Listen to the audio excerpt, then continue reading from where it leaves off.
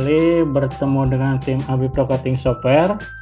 Pada video kali ini kami ingin mempresentasikan salah satu modul di AbiPro, yaitu modul General Ledger atau modul buku besar.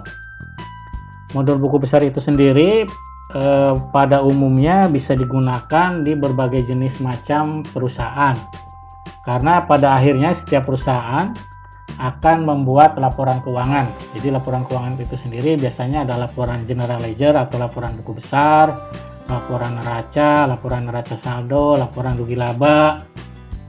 Dan jika perusahaan kita bergerak di bidang manufaktur atau pabrikasi, tentu ada namanya laporan harga pokok produksi. Nah, untuk penggunaannya itu sendiri sangat mudah di program AbiPro. Jadi pertama kali kita harus menginput kode-kode akun yang ada di perusahaan kita, yang biasa di perusahaan kita gunakan. Jadi pertama kita buat type-nya atau tipe di sini. Tipe ini adalah header atau golongan atau nama-nama yang akan kita munculkan di laporan keuangan. Misalnya ada kas, ada bank, ada piutang dagang, ada piutang lainnya, dan lain-lain. Jadi kita bisa lihat contoh yang sudah kita siapkan, ada kas, ada bank. Nah, biasanya bank itu sendiri kita punya rekening di beberapa bank. Maka untuk merinci rekening di bank apa saja, kita harus merincinya di menu perkiraan atau chart of account. Nah, kita klik di sini perkiraan. Nah, untuk perkiraan itu sendiri di AbiPro maksimal 15 digit alfanumerik, namun pada umumnya atau biasanya menggunakan angka. Jadi kepala 1 itu misalnya aktiva, ada kas, ada bank, ada piutang, dan lain-lain. Kepala 2 pasifa, kepala 3 modal, kepala 4 pendapatan, kepala 5 harga pokok, kepala 6 biaya administrasi, dan selanjutnya. Kemudian di sini ada menu namanya departemen. Nah, departemen ini nanti kita isi untuk menginput divisi atau project. Jadi ketika perusahaan kita kontraktor, maka kita membutuhkan laporan keuangan berdasarkan proyek atau berdasarkan kegiatan. Jadi misalnya proyek A laba ruginya seperti apa, untungnya berapa, proyek B untung ruginya berapa, seperti ini. Nah, untuk kode proyek sendiri itu nanti kodenya 5 digit alfanumerik dan ini tidak terbatas. Nah, kemudian ada juga namanya saldo awal. Pengisian saldo awal ini diisi ketika pertama kali kita menggunakan program AbiPro. Karena untuk selanjutnya, menu saldo awal itu sendiri akan terisi secara otomatis ketika kita melakukan proses akhir tahun. Nah, jadi di sini kita tinggal isi satu persatu, akun kas kita berapa, bank berapa, dan lain-lain, dan selanjutnya. Kemudian setelah di menu ini kita selesai semua menginput menu saldo awal, perkiraan, tipe, departemen, maka untuk setiap hari kita hanya melakukan penginputan di modul voucher atau modul jurnal. Nah, modul voucher itu sendiri biasanya digunakan oleh bagian kasir ketika dia mau mengeluarkan uang atau dia mau menerima uang. Jadi contoh penginputannya seperti ini, kita masuk ke modul voucher. Nah, untuk pertama kali kita menginput mencari grup transaksi misalnya. Di sini ada misalnya kita input cash out jurnal atau kas keluar. Setelah kita pilih grup transaksi, kita klik tambah. Nah, di sini nomor yang terbentuk adalah running number atau melanjutkan nomor selanjutnya. Apabila kita mau berubah bisa saja, namun sebaiknya penomoran itu adalah berurut atau running number. Setelah nomor itu terbentuk, kemudian kita enter. Nah, kita input tanggalnya tanggal berapa, misalnya kita karena di sini misalnya kita contohkan tahun 2019 bulan 6, maka kita contohkan misalnya kita tanggal 10 bulan 6 tahun 2019 seperti ini.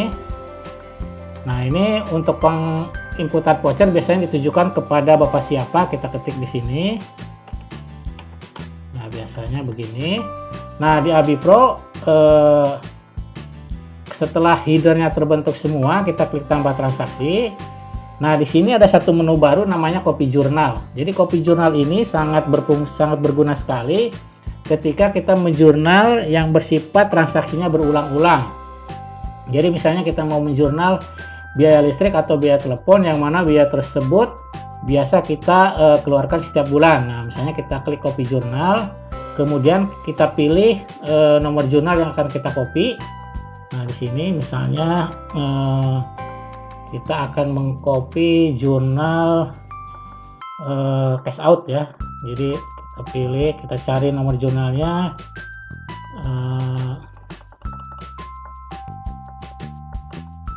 Nah, di sini misalnya yang CO, depannya CO. Kita pilih di sini, misalnya kita pilih CO yang nomor 2, kita klik di sini, cash out 19 Februari dengan nomor 002, kita cari di sini. Setelah kita checklist semua, kita klik tombol keluar. Nah, kita ketik yes di sini. Nah, secara otomatis maka jurnal yang sudah kita copy akan terisi di menu voucher. Nah, jadi yang kita hanya lakukan adalah mengedit angkanya jika angkanya itu tidak sama. Misalnya biaya tagihan listrik yang awal di sini tercopy 3.500.000, nah ini bisa diedit menjadi misalnya 4 juta. Nah, seperti ini. Kemudian yang ini kita ganti juga 4 juta. Nah, setelah selesai kita simpan. Nah, untuk vouchernya itu sendiri kita bisa print di sini, kita bisa cetak.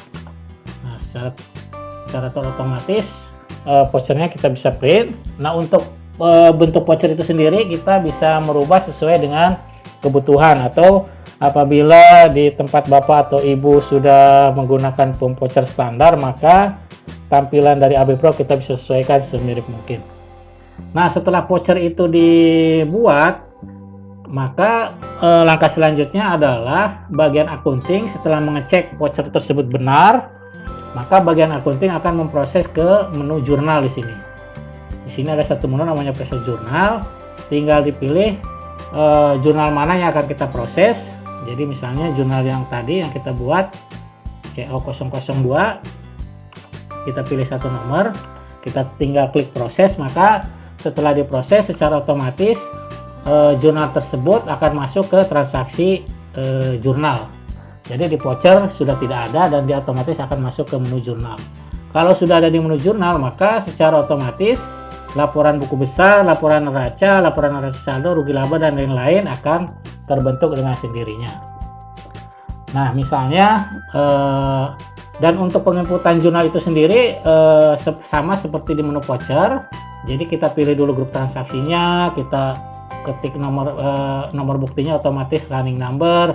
Kemudian kita isi tanggal, isi periode, isi keterangan, dan lain-lain seperti ini. Jadi menu voucher sama menu jurnal itu pengisiannya sama. Yang membedakan adalah kalau menu voucher itu belum terposting ke menu buku besar dan laporan lainnya sebelum voucher tersebut diproses oleh bagian akunting.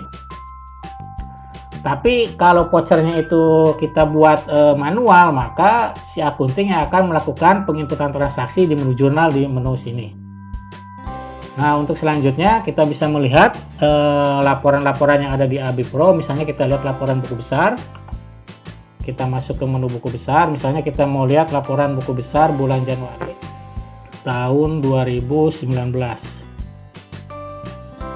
Misalnya selama 1 bulan 31 bulan Januari 2019. Kita pilih akun kas sampai dengan kas selama 1 bulan. Nah, kita lihat di layar. Nah, hasilnya seperti ini. Jadi ada tanggal, ada nomor bukti, ada keterangan, ada debit, kredit, saldo, dan siapa yang menginput transaksi tersebut. Nah, sebagai bahan informasi, semua laporan yang ada di AB Pro itu semua bisa langsung di transfer ke Excel. Jadi di sini ada menu Excel, kita tinggal klik saja Excelnya. Dia secara otomatis akan laporan tersebut akan langsung ke Excel dan kita tidak usah merapikannya karena di sini kolom-kolomnya sudah rapi tersusun dengan sendirinya.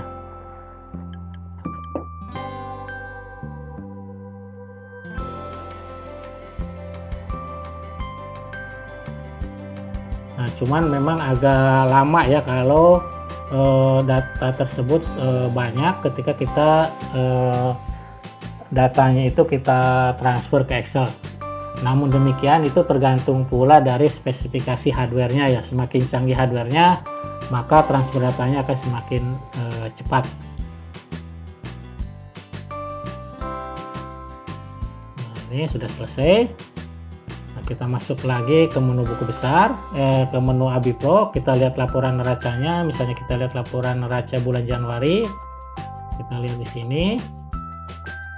Nah, sama seperti ini, ada kas, ada bank. Nah, di laporan neraca itu sendiri ada month to date, year to date, juga ada detail dengan setiap perkiraan. Jadi kalau kita lihat tadi, di sini tertera banknya misalnya 100 juta. Nah, 100 juta itu kita bisa rinci, 100 juta itu terdiri dari rekening mana saja, kita klik detailnya, kemudian kita lihat di layar. Nah, nanti ini perinciannya setiap akunnya. Begitupun dengan laporan rugi laba di sini. Kita lihat laporan rugi laba bulan Januari. Nah, seperti ini. Nah, di sini juga sama, kita bisa lihat secara global atau secara detail. Nah, kita tinggal klik detailnya di sini, kita lihat di layar. Nah, ini adalah detail laporan rugi laba beserta akun-akunnya. Untuk selanjutnya di laporan neraca ataupun laporan rugi laba, kita ada juga laporan rugi laba per 3 bulan. Jadi sini ada laporan rugi laba per 3 bulan.